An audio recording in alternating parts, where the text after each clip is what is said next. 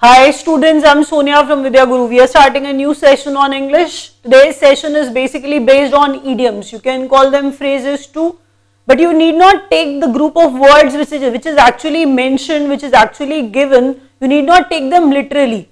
I'll give you an example. Let's say if there's a phrase that's kick the bucket. You need not literally take it, that's kicking the bucket. It's not that. Kick the bucket, that's basically a phrase which means to die. So similarly, there will be many phrases in front of you in the exam. You need to face them. You need to tell them the exact meaning of that phrase. So we'll start from the first question. I'll move till the end. You have to watch the entire video because all these questions which I'm actually going to teach you right now, they were there in the previous year's papers too. If you like the video, you can press the like button, share the video with your friends and subscribe to our YouTube channel for sure. If you do that, you will get such notification of such kind of videos every time whenever we upload a new video. Alright, let's start from the very first question. The first question says, as a student, he took an evening job to keep the wolf from the door. Please understand, see, the best way is to teach the idiom in the manner of a sentence, because that way I'll be able to contextually explain the meaning. If there's an idiom given and there's a meaning of the video, if there's the meaning of that phrase given in the video, that's going to be very difficult to understand. Here I'm going to explain in the manner where the sentence is present, contextually I'll be explaining that. So that's going to be easier to learn, to keep that meaning of the phrase in your mind. So what I was telling you, that keep the wolf from the door, as you can read the entire sentence, that's as a student, he took an evening job. You may have seen a lot many students who do the same.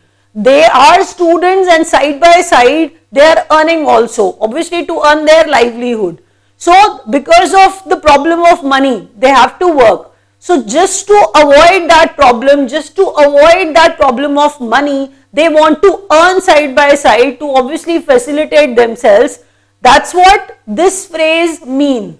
As a student, he took an evening job to keep the wolf from the door to avoid starvation. He doesn't want to stay hungry, he wants to earn. That's what this phrase means. To avoid starvation. When we are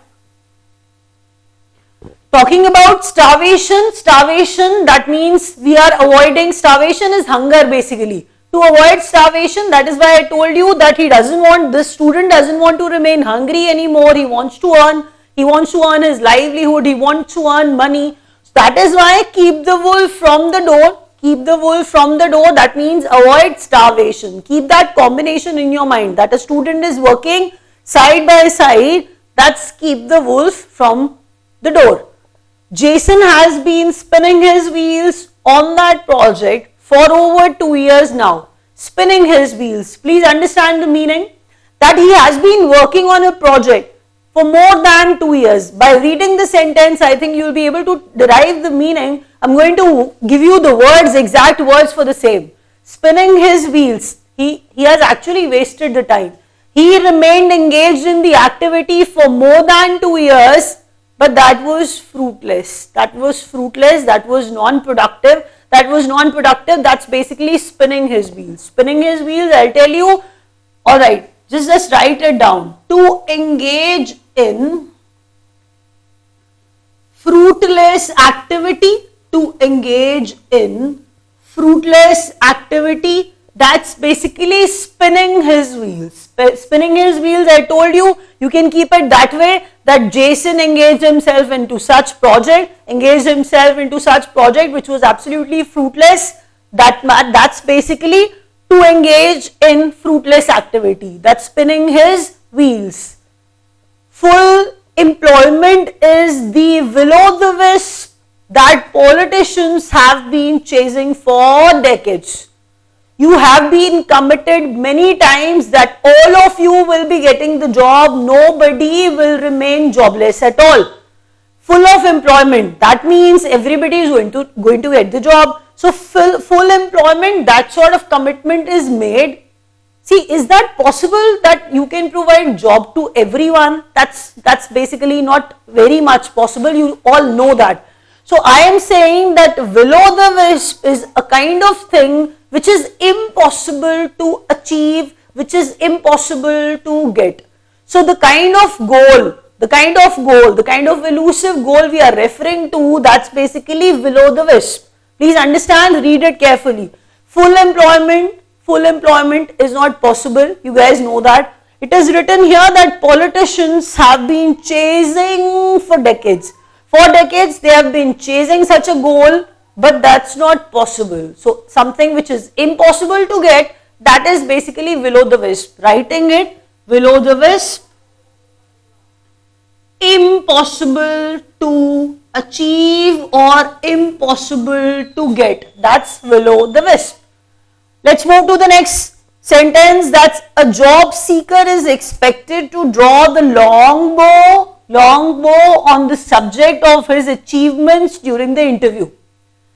Read the words carefully. The first one says job seeker. The person who's there, that's a job seeker, and the interview is on. And if the candidature is being presented, please understand that he is going to talk a lot about himself. If he knows two things, he is going to explain it as if he knows everything. He knows everything. So I am just saying that to draw the long bow, that too in the interview, and a person who's doing it, that's a job seeker. So that means he's going to exaggerate a lot. He's going to exaggerate a lot.